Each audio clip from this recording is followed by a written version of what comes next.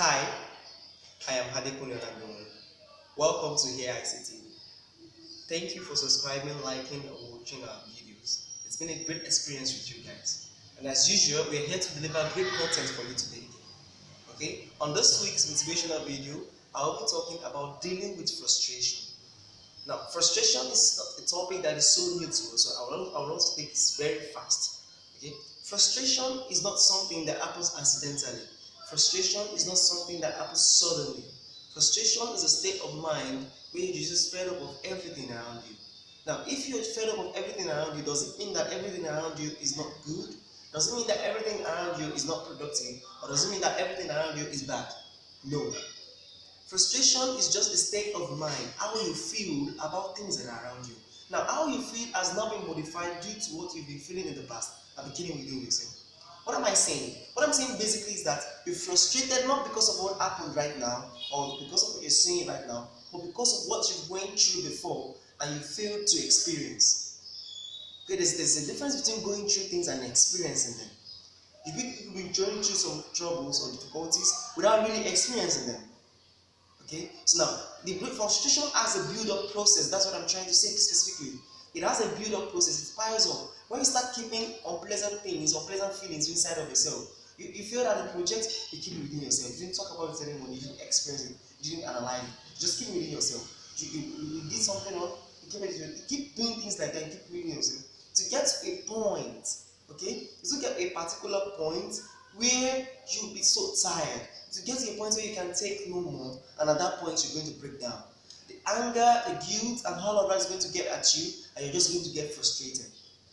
Now, why am I saying this? I happen to be moving from a particular place in Ijebu-Ode to my hostel now in the university, and a bike man took me on bike.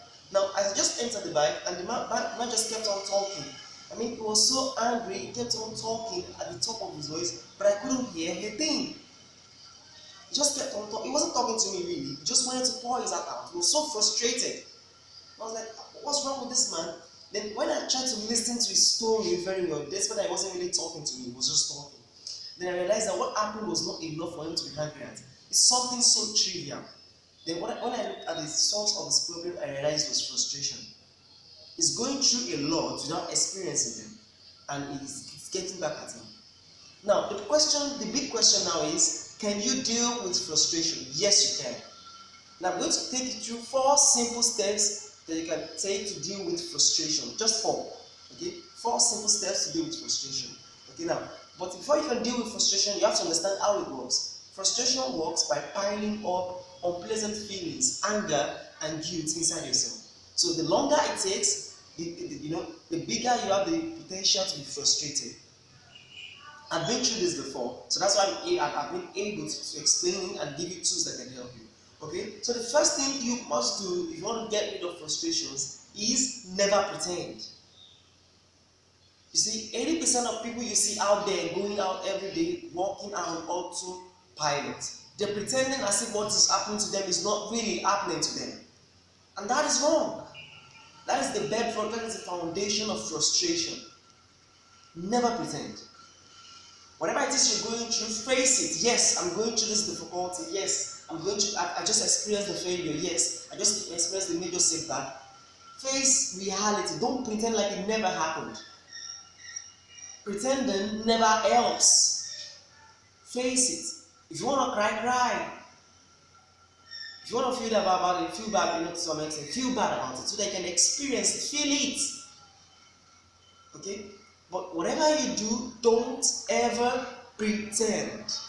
Okay, the second step you should do is always analyze the experience. That is so important.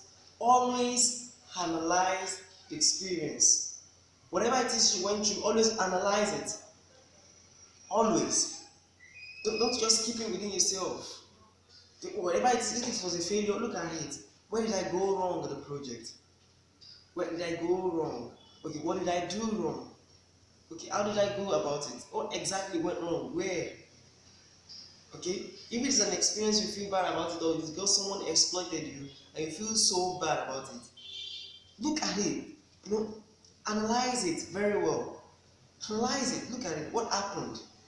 Every time I experience a major setback or a failure in any of my endeavors, I simply analyze the situation. What happened? Where did I go wrong? Now, after analyzing it makes you go back to reliving the experience. Now, the first thing is that you didn't pretend it happened. Now, you agree it happened. Now, you go back into the experience again, analyze it, go through everything one after the other. Okay, that way you can understand what really went wrong and where. Once you've understood what went wrong, bam, you've picked your lesson. Okay, so from there you can take it to the next level. And the third thing you should never do is letting it pile up. Don't let these unpleasant things pile up. Okay, now the first thing you should do is never pretend. The second thing is analyze the situation. Analyze, know your current position. And the third thing is don't let it pile up. Okay, so once you've analyzed the situation, deal with it and forget it. Now, it's easier to forget something you've dealt with than something you pretend it never exists.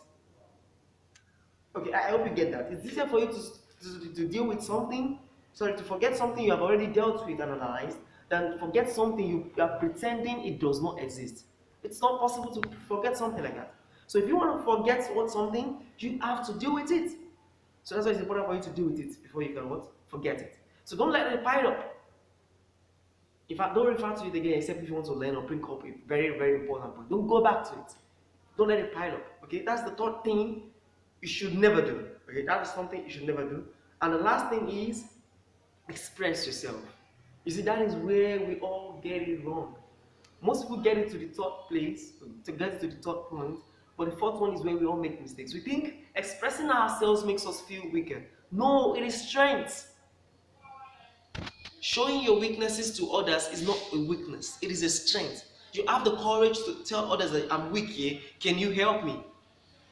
Express yourself, talk about it to someone, talk about it to a neighbor, talk about it to a friend. And if you don't have friends or neighbors, you can just bring out your notepad or your diary, write it down there, pour your heart out.